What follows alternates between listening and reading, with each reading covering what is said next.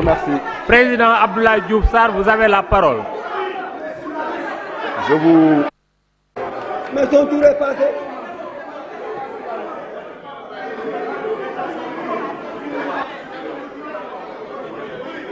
Je vous remercie, chers collègues.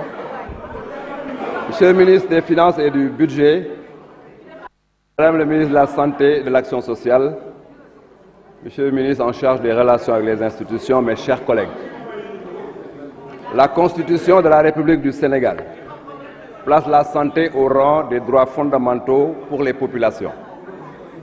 L'axe 2 de notre référentiel des politiques publiques prend en charge cette priorité dans le développement du capital humain. Madame la ministre de la Santé, chères sœurs, je ferai l'effort aujourd'hui de rester dans le domaine de définition et les limites de ma mission de parlementaire, même si je me permettrai d'utiliser le rétroviseur emprunté d'un ex-ministre de la Santé de la République du Sénégal. Mieux vaut voir une fois que d'entendre 1000 fois. Pendant 5 ans, j'avais en charge la mise en œuvre de la politique de santé de mon pays. Je suis donc un témoin de l'histoire. Madame, Messieurs les ministres, mes chers collègues, dans le périmètre de cette Assemblée nationale, chaque bord politique défend avec conviction et courage son projet. Mais le seul bord qui nous unit, le seul projet qui nous rassemble, c'est celui qui nous met au service du peuple sénégalais. Et ce peuple sénégalais, des villes, des campagnes et de la diaspora, je peux lui raconter ce que j'ai vécu pendant 5 ans à la tête du ministère de la Santé et de l'Action sociale. Devant le peuple sénégalais que je représente dans cette auguste assemblée, j'aimerais témoigner de choses vérifiables sur le terrain. Je suis témoin que son Excellence le Président Macky Sall a pris en charge des chantiers, 3 chantiers, pour les terminer dans de très bonnes conditions. Il s'agit de l'hôpital de Fatick, de Ziguinchor, de Dalal Jamm.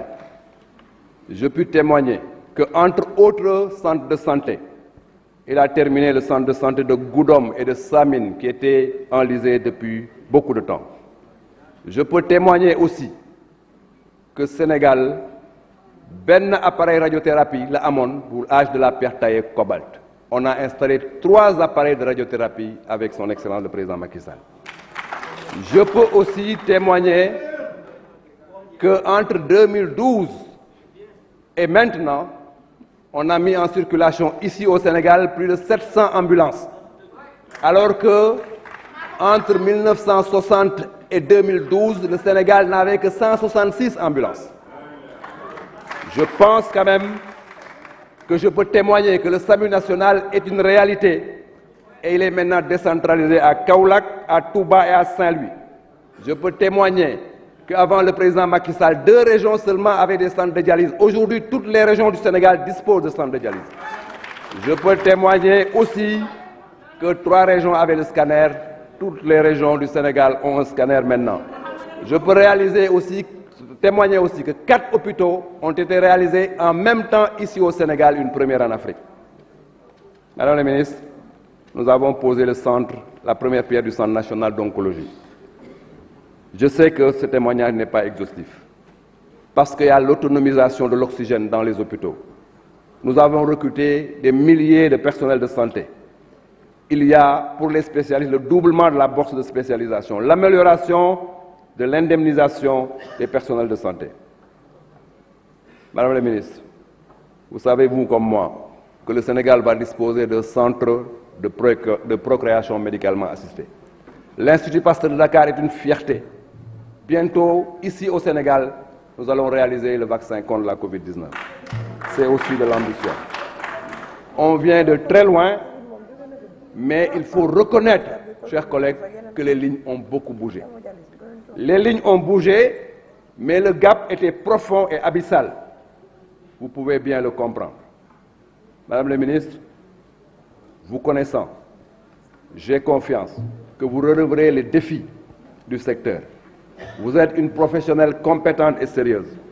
Vous pouvez me croire quand je le dis. Le défi, c'est la continuité et la permanence de la qualité de service. Où en est-on avec la seigneurialisation de la gare? Le défi, c'est effectivement l'accueil. Je sais que vous êtes là-dessus et vous allez effectivement donc réussir la mission. Chers collègues, je pense que vous pouvez me comprendre.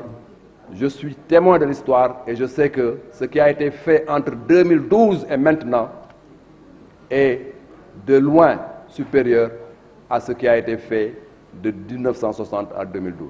Et le Sénégal est une référence en la matière. Sur le plan des indicateurs, nous sommes devant le Rwanda et devant la Côte d'Ivoire sur l'indicateur de la mortalité maternelle, mais aussi la mortalité néonatale et infantile. Je vous remercie. Merci, chers collègues. La parole au président Mamadou Lamine Thiam.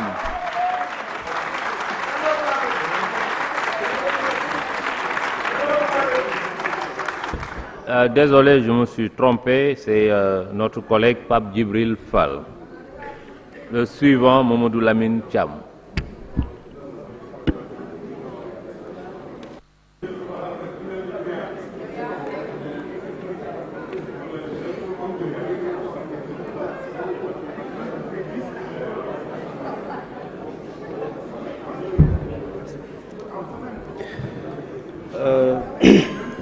Asalaamaaleykum président maa ngi lay nuyu di nuyu bu baax ministre de la santé, ministre des finances, ministre du travail monsieur Samba Sy, di rendre un vibrant hommage au personnel soignant yi nekk ci biir Sénégal yépp, ñi nekk ci biir Dakar ak ñi nekk ci intérieur du Sénégal di def liggéey bu am solo avec des moyens souvent extrêmement dérisoires. Di rendre hommage aussi koo xamante ni dafa gunge di liggéey ministère de la santé muy son secrétaire général nekk un brillant sénégalais affecté aussi perdre son épouse te malgré tout ça mu ñëw toog fii même pas une semaine ndax pour répondre à l'appel du devoir. Donc monsieur Mbengue ñoo ngi bokk ak yow naqar bi mon frère.